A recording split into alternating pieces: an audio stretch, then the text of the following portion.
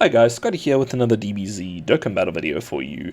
In this video, we're going to be looking at how you can get the latest burst mode done with the crossover category. So I'm going to have the options up on the right there that I chose, all the modifiers. We need to get at least 8,000 score to get everything done. So we're going to ramp up the boss quite a bit. We're going to do something slightly different this time. We're going to go for quite a high damage boss, but try give him as little HP and defense and damage reduction and all of those things as possible so that we can kill him as fast as possible with our God Vegeta that we have. We're going to be taking a friend lead in God Vegeta as well. Try get a rainbow one if you can.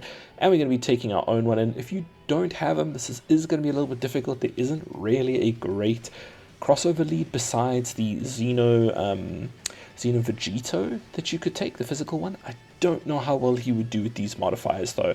I'm not going to sign off on that because I don't think he's going to do great. He's quite old, all of that. And yeah, we don't unfortunately have a lot of leads. This crossover category is currently, you either have Vegeta or you kind of struggle.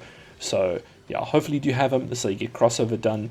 I might do the other category as well. Let me know in the comments if you really need another team for the other category so that you can get it done without this Vegeta. But anyway, this is going to be a 4-phase fight. We're going to be running these rotations here, God Vegeta in slot 1 on both rotations. If you load into the fight and he is both the friend lead and your version are on the first rotation, just quit out. You're going to die on the second rotation most likely, so better to just get one on each rotation, so rotation 1 and then turn 2, so that you have a reliable slot 1 for all parts of the fight. He'll be fine. He's going to have 90% damage reduction pretty much the entire time due to all the crossover units being on here, and then he transforms and he gets it again. He's going to be absolutely fine. He can't die here. You do want to try and give him a STR orb wherever possible. That is going to boost up his damage, and he kind of needs to get to 18 key as well, because that's also going to boost up his damage quite significantly. You will see a huge difference when you are under 18 key and you don't have an STR orb than if you're over 18 key and you do have an STR orb. It's going to be a massive difference for him. He'll do like 6 or 7 or 8 million damage, like you can see here, as opposed to him doing like 30, 40, 50 mil damage. So yeah, you do really want to try and get him that STR orb and get him to 18 key, but sometimes you can't help it. You just got to do what you got to do.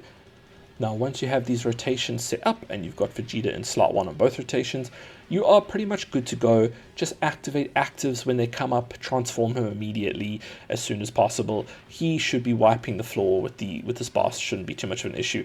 And the rest of your units, you just need a couple of them to dodge here or there. If Vegeta decides to super you and your unit doesn't dodge, like Toa doesn't dodge or something like that, unfortunately you are dead, so nothing you can do there. They just need to dodge. They need to not fail the 70% chance or the 80% chance, as so many of them seem to do sometimes. It's just luck of the draw.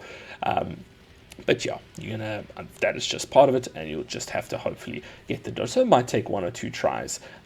But generally, we find like the AGL, Mira, and Toa here, you can see tanking that super just fine, even though we've massively buffed it. You could also run the physical Jiren here in slot 2. He's really good against this boss. Type disadvantage, all of that. And he's a great unit. Guard and huge amount of, well, 55% damage reduction he gets, so he's a very good unit as well.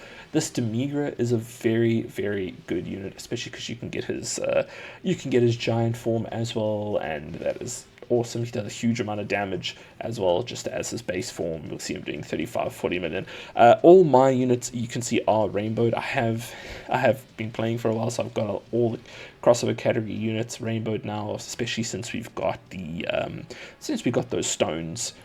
You can, if you don't know about those stones, there are some stones that we've given out as mission rewards as well, so go check those. It's those like I can't remember, I'm failing to remember the name right now, but it's those silvery white stones. You can go to the barber shop and you can exchange for all 5 of the ECA crossover units, so that is nice. If you just missing a dupe or 2 in some of them, you can rainbow out these units. I think they give you 10, so you should be able to get an extra 2 dupes in each one, so that can really boost up the team's damage as well.